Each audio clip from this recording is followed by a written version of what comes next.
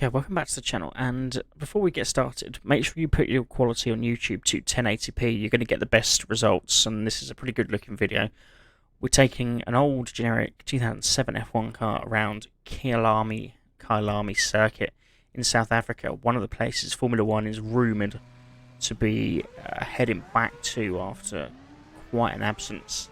In itself, this is what Formula 1, in my opinion, needs to do. It needs to move to more permanent road courses. A lot of generic street circuits that are pretty much the same. This would be a good move for F1, in my opinion. It's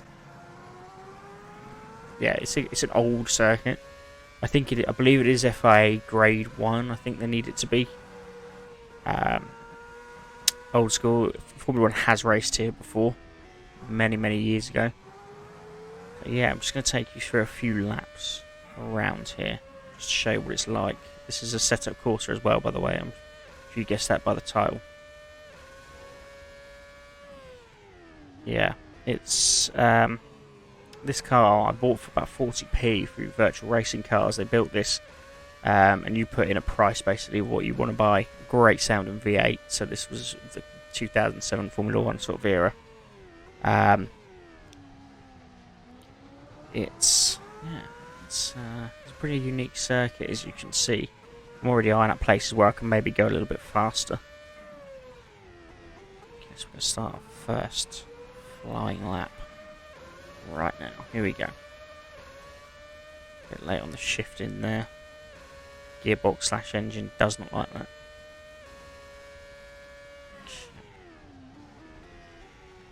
What I've had a few laps in this in other cars. I've got traction control, not off, but not as on as such. Bit sideways through there.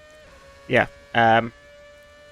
One thing I'm sort of looking at, as great a circuit as this is, I don't think there'll be a lot of overtaking opportunities. Maybe, although F1 I believe is in negotiations with South Africa to bring a race, I'm just thinking, where are the sort of overtaking opportunities here? What have we got? Looking to here, would that possibly be one? Unlikely, depends who you are. You've got to look at how many DRS zones could there be. Could there possibly be one here, you think, on the curve? Yeah, I see that. Bit wide.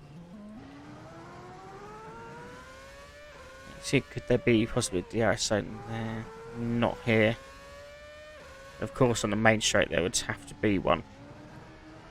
I don't know whether they've altered the layout or anything, because this was, I'm not sure how old this particular mod was when I got it.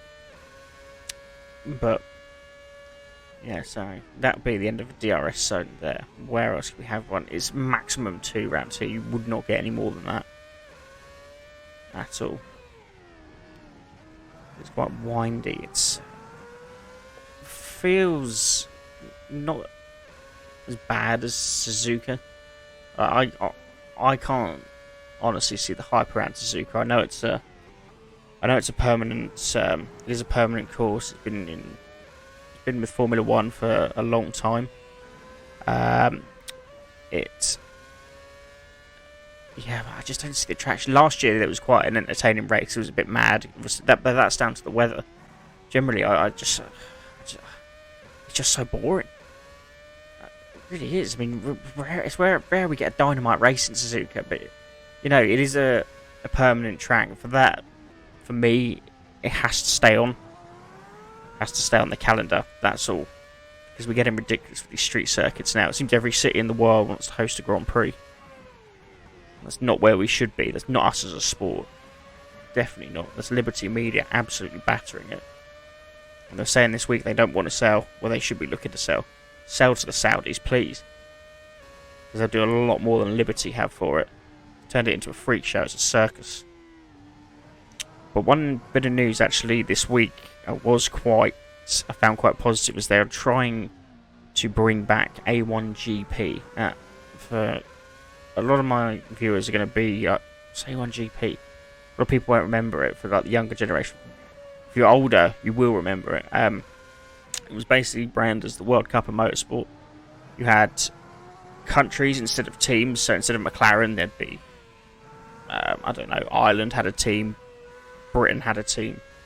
Lots of countries in the world did, and it was very entertaining to watch. It had loud engines, again, as you know. This is a channel for all that.